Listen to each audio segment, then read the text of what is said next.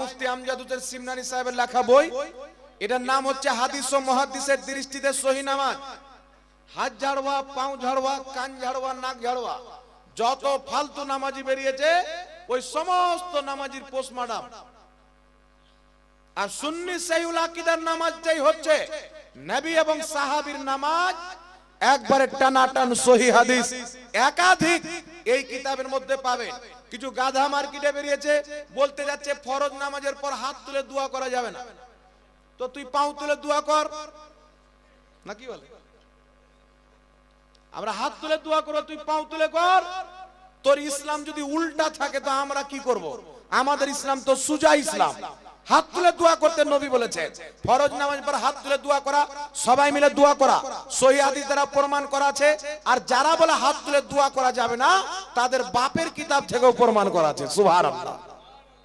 ইমামের পিছনে সূরা ফাতিহা পড়া নাজায়েজ, একাধিক দলিল সহিহ হাদিস এই কিতাবের মধ্যে পাবেন। ইমামের পিছনে সূরা ফাতিহা পড়া যাবে না, বারবার হাত উত্তোলন করে রাফা দান করা যাবে না, আসমানের মতন করে ট্যাঙ্ক ফেলে দেওয়া হবে না। মার্কেটে নামাজি বেরিয়েছে এইভাবে নিয়াত করে, দেখবেন কিছু লোক হয় সুস্তি লোক, কাহিল লোক যাকে বলে, আপনাদের দিকে কি বলে? কাহিল লোক বলে না, সুস্তি লোক। একটা বাদশা কিছু লেবার আনালো যে আমার একটা বিল্ডিং তৈরি করো। দেখছে যেই বিল্ডিং 1 বছরে হয়ে যাওয়ার কথা 7 বছর হয়ে যাচ্ছে, তবুও হয় না। বাদশা কি করলো? সবাইকে একটা ঘরে বললো যে এই ঘরে তোমরা আরাম করো। কিছুটা তারা আরাম নিয়েছে, পেট্রোল ঢেলে পুরো ঘরে আগুন জ্বালিয়ে দিয়েছে। এবার যারা কাজের লোক আছে তারা বলছে এই আগুন লেগে গেল, পাটাপাট পালা। আর যারা সুস্তি কাহিল লোক আছে, এই আগুন লেগে গেল, ওই পালা পালা। বুঝে কাছে আসো, আগুন কাছে আসো। তো যারা আপনার স্ট্রং লোক ছিল, কাজের লোক, ফাটাফাট বেরিয়ে গেল। আর সুস্তি গুলো বলছে আগুন কাছে আসো তো বেরো, একটু আরাম করে নি, সব ধরা পড়ে গেল। তো এইরকম কিছু সুস্তি নামাজি আছে, নামাজ পড়ে দেখবেন আল্লাহু আকবার, মানে এত দূর পর্যন্ত হাত আসে না। ঝগড়া করে নেবে এইভাবে এইভাবে, আর নিয়াত করে তখন আল্লাহু আকবার।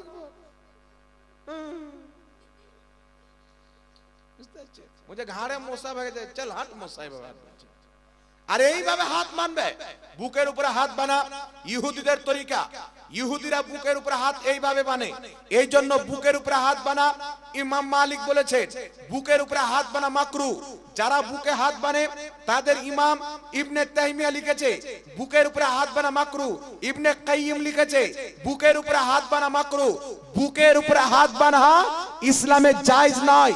ইমাম তিরমিজি শরীফের মধ্যে লিখেছে সাহাবায়ে কেরামের মধ্যে দুটা কল পাওয়া যায়, একটা হচ্ছে নাভির নিচে বানা, একটা হচ্ছে নাভির উপরে বানা। জোরে বল সুবহানাল্লাহ। এজন্য সাহাবা এবং তাবিঈনগণ নাভির নিচে হাত বাঁধতেন, নাভির উপরে বাঁধতেন। নবী থেকে সহিহ হাদিস দ্বারা প্রমাণিত আল্লাহর নবী নাভির নিচে হাত বেঁধেছেন। মুসান্নাফে ইবনে আবি শাইবার মধ্যে হাদিস, এইগুলো সমস্ত হাদিস এই কিতাবের মধ্যে পেয়ে যাবেন। কিতাবটির হাদিয়া হচ্ছে 150 টাকা। আল্লাহর নবী সাল্লাল্লাহু আলাইহি সাল্লাম বলছেন তোমরা নামাজে যখন দাঁড়াবে পায়ে পা মিলিয়ে, কাঁধে কাঁধ মিলিয়ে দাঁড়াও। কাঁধে কাঁধ মিলিয়ে, পায়ে পা মিলিয়ে দাঁড়াও। আর কিছু মার্কেটে খ্রিস্টান নামাজি বেরিয়েছে, বলছে পায়ে পা চড়িয়ে নামাজ পড়াও। আছে না? পায়ে পা চড়িয়ে নামাজ পড়াও। পৃথিবীর কোন কিতাবে পায়ের উপরে পাও চড়িয়ে কাতারে দাঁড়াইতে হবে এইরকম কোন পৃথিবীর কিতাবের মধ্যে হাদিস পাওয়া যায় না। পায়ে পা মিলাও মানে কি? পায়ে পা মিলাও, ডান দিকের মুক্তাদির পাও যত দূর পর্যন্ত থাকবে, আপনি পাশে দাঁড়াচ্ছেন, আপনার পাও তার পায়ের সাথে যেন মিলে যায়। সে থাকবে আমেরিকা, আপনি যেন ভারতে না থাকেন। বুঝতে পেরেছেন? আপনি উত্তর দিনাজপুরে আর পড়োশি লোক দক্ষিণ দিনাজপুরে, উল্টা পুল্টা যেন না হয়। পায়ে পা মিলাও মানে একজনের পাও এত দূর পর্যন্ত, আপনারও পাও হবে এত দূর পর্যন্ত। ঘাড়ে ঘাড় মিলাও মানে তার ঘাড় আপনার ঘাড় সোজা হয়ে থাকবে, একবারে সেটে থাকবে। কিন্তু অপব্যাখ্যা করনেওয়ালা কি করছে? পায়ে পা মিলাও মানে চড়িয়ে দাও। তো নবী তো বলেছেন ঘাড়ে ঘাড় মিলাও, তাহলে ঘাড়ে ঘাড় চড়িয়ে দাও। তো ঘাড়ে যদি ঘাড় চড়াইতে হয় তাহলে একটা মুসাল্লিকে পাংখার সাথে বাঁধতে হবে, আর একটা মুসাল্লিকে নিচে দাঁড়াইতে হবে, তবে তো ঘাড়ে ঘাড় চড়বে না, কি বলে? তো এইরকম জাহিলদের নামাজকে যারা খারাপ করেছে তাদের জন্য এই সহিহ নামাজ বইটার হাদিয়া 150 টাকা অবশ্যই আপনারা কিনবেন। আরেকটি কিতাব দেখছেন শাবে বারাত, হাদিস ও মুহাদ্দিসের দৃষ্টিতে শাবে বারাত পালন বৈধ কিনা, এই কিতাবটি অবশ্যই আপনারা কিনবেন। আগামীতে শাবে বারাত চলে আসছে, এইবার আপনাদের সম্মুখে হবে না সুবহানাল্লাহ। বেরেলির আলা হযরত নবীর সুন্নাত হালুয়া রুটি খেতে শিখিয়েছেন, আর দেওবন্দির আলা হযরত কাওয়ার মাংস খেতে শিখিয়েছেন, মন্দিরের প্রসাদ খেতে শিখিয়েছে। এখন আমরা হালুয়া রুটি শাবে বারাতে কেন খাই? শুনেন, এতক্ষণ আপনারা বুঝে গেছেন শাবে বারাতের রাত্রি হচ্ছে ফজিলতপূর্ণ রাত্রি। দিনের বেলা রোজা রেখে রাত্রি ইবাদত করে যারা আল্লাহর কাছে ক্ষমা চায়, আল্লাহ পাক তার কবিরা গুনাহ পর্যন্ত মাফ করে দেয়। মাত্র দুই শ্রেণীর ব্যক্তিকে আল্লাহ মাফ করে না। এক, যারা হিংসা করে।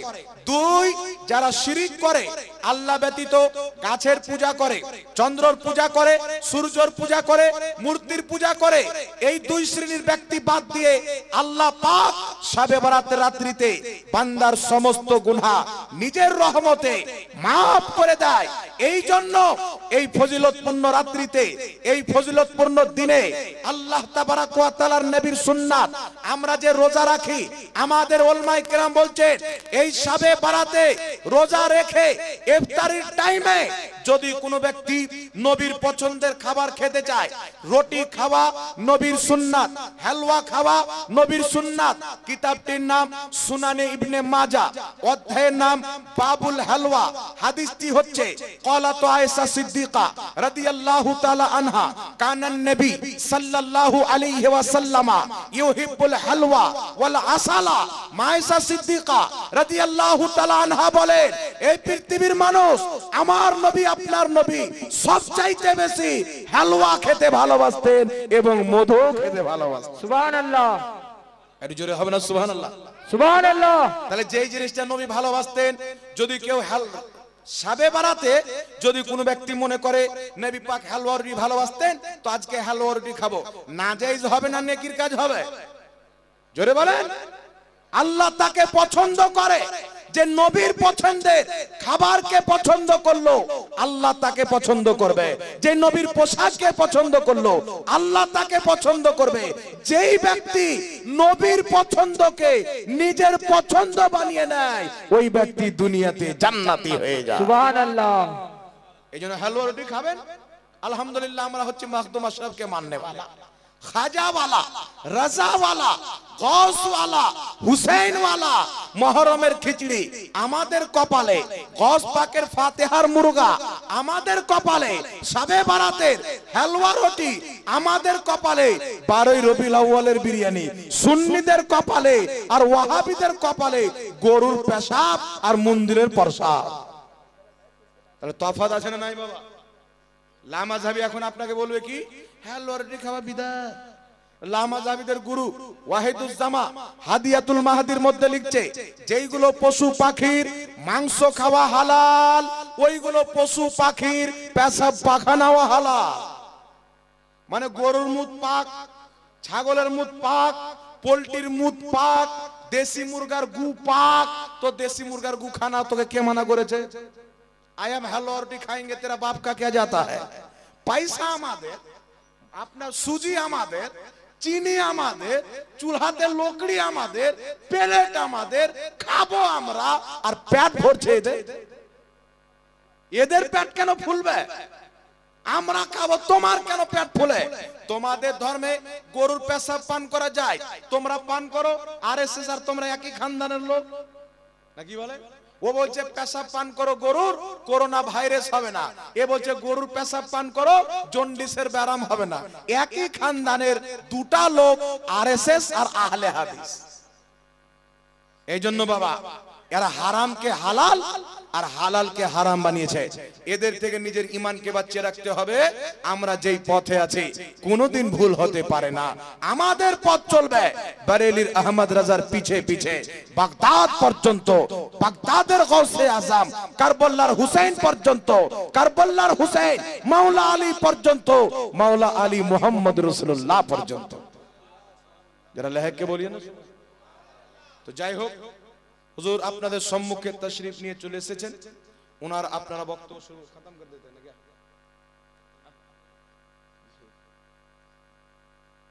जरा पगड़ी लाइए ना, इधर दीजिए ना।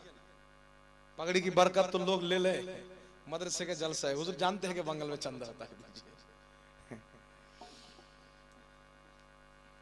দেখেন বিরাদর ইসলাম, আপনারা দেখছেন মাদ্রাসা মাশাআল্লাহ খুব বড় 2 তলা